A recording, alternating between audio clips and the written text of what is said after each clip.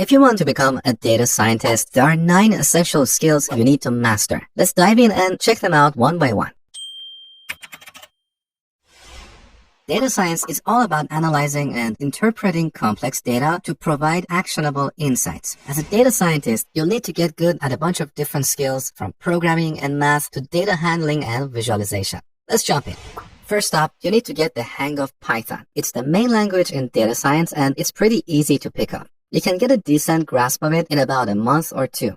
Then there is R. It's another popular language in data science. Start with Python because it's super versatile, and once you're comfortable with it, you can dive into R for its cool statistical and visualization features. Next, you need to learn Git. Git isn't a programming language. It's a version control system we use to track changes to our code and collaborate with others. Git has a ton of features, but you don't need to learn them all. Think of it like the 80-20 rule. 80% of the time, you use 20% of Git's features. 1 to 2 weeks of practice is enough to get up and running.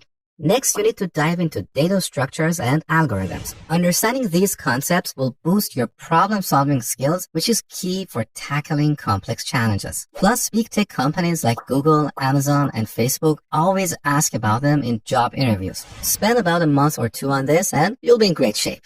Next, you need to get comfortable with SQL. SQL stands for Structured Query Language. It's a very simple language we use for working with databases. As a data scientist, you should know how to use SQL to access, organize, and analyze the data you need. SQL is pretty simple and you can get a decent grasp of it in about. Next, you need a solid foundation in mathematics and statistics. This is crucial because data science relies heavily on these principles. Focus on linear algebra, calculus, probability, and statistics. These will help you understand data analysis techniques and how to interpret data correctly. Spend about 2 to 3 months mastering these topics. After that, you need to get good at preparing and visualizing data. This means cleaning up the data and organizing it in a way that makes it easy to analyze. You'll need to learn Python libraries like pandas and NumPy to manipulate and clean the data.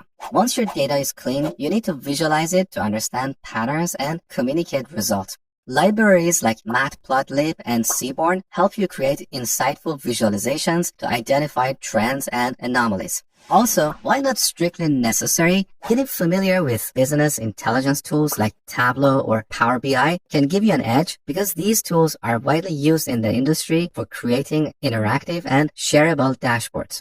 If you already have a solid background in Python and SQL, you can get a good grasp of data pre-processing and visualization in a month or 2. Next up, you'll need to get a handle on machine learning fundamentals. Machine learning algorithms fall into 2 categories, supervised and unsupervised. In supervised learning, the model learns from labeled data, meaning each input comes with a known output. In unsupervised learning, the model works with unlabeled data and tries to figure out patterns and relationships on its own. It's important to learn about these types of algorithms and how they work. You'll also need to get familiar with tools like TensorFlow, PyTorch, and scikit-learn, which are used to build and train machine learning models. Dedicate about 3 to 4 months to master the core machine learning concepts and how to use these tools effectively. After you've got the basics of machine learning down, it's time to explore deep learning.